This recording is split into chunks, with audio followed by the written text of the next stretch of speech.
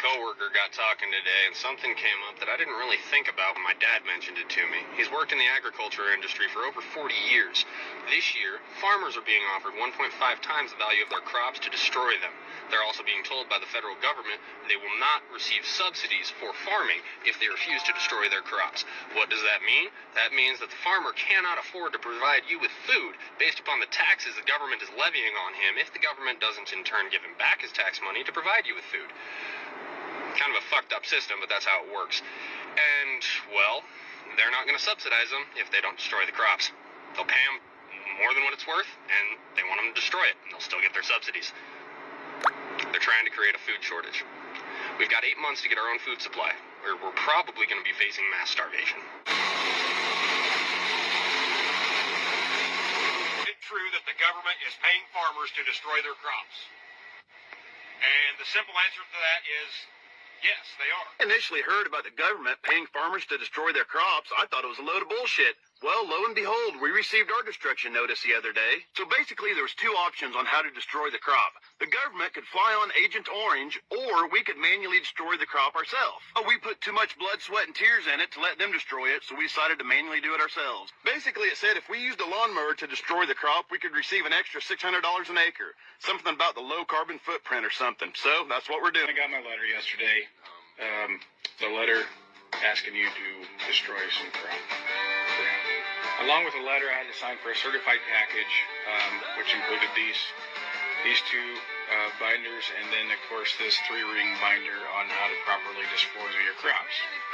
And as you can tell, it's on government paper. And as you can tell, this here is the affected area in my section of the county, closest town, and of course you can't run away even where you live. So from the county tracts, then they break it down into these individual farm tracts that you have to destroy. And you can see the crop or the field. As long as we're together, it don't matter where. This is the second machine that I dropped off here for the local farmers. Just want to show you a little bit of each drum. You got 4 of these drums, 2 on each side. Now you can imagine the damage they can do, not counting the blade which you can set down. So this will be the first field that we take care of. So all we're going to do is mash everything into the ground. And then I'm going to go pick up some steel plates, lay them across the road plates, so we can get the machines over there, start on that farm. So the farmers got paid by the government. I don't understand what it's all about, but they got paid. Now they hired us to come in here and just destroy whatever we can. I don't understand how it all works, but we're already paid for a certain amount of time. You can hear the first machine already running out there. So when you hear them farmers saying they're getting paid to destroy everything, they ain't bullshitting y'all. Y'all better start paying attention. Well, what you saw right there ought to concern you. I was doing exactly what I was told via a letter I got last night in the mail from the Department of Hydrocarbons.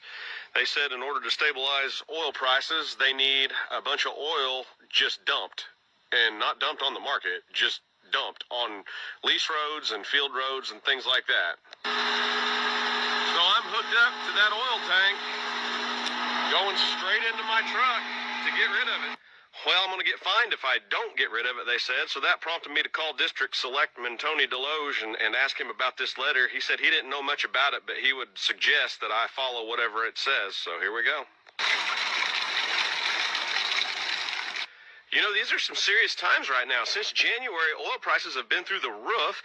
I'm seeing more and more farmers on TikTok saying that the government's paying them to kill their fields. Agent Orange, I saw a guy with a lawnmower mowing down beans, getting paid to do it.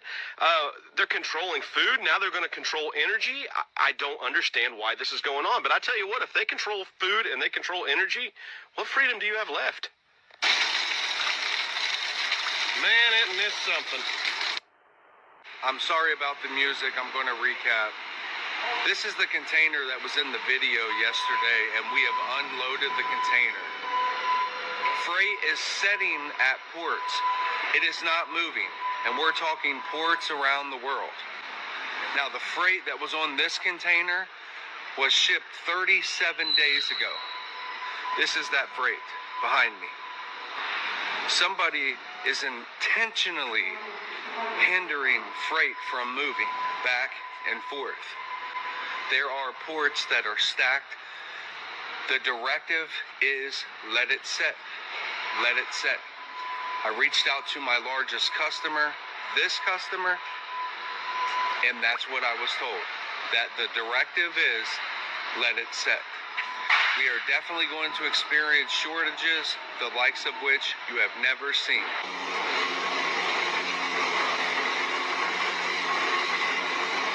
They're trying to keep me quiet. I need you guys to blow this up and stop scrolling. Control the food supply, control the people. This is what's happening. This is the truth. As a fourth-generation farmer, I am hearing cries across the United States. The Biden administration introduced the 30-30 bill, saying that it is a climate change bill, a conservation bill.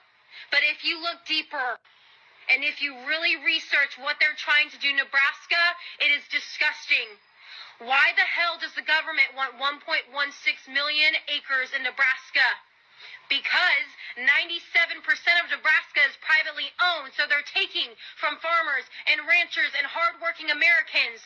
And by 2030, they want to take 680 million acres across the United States, kill family farms, control the food supply, control the people.